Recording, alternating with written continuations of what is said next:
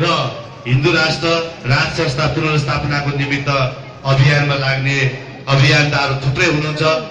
हामीलाई नेपाली भएर बाँच्नको निमित्त हाम्रा सन्ततिको निमित्त हामी लागि परेका छौँ। हाम्रा छोरा भतिजाहरू अरबको मरुभूमिमा रगत पसिना बगाइरहेका बाहिर विदेशी भूमिमा जे गर्दै गर्दा पनि जे गरिने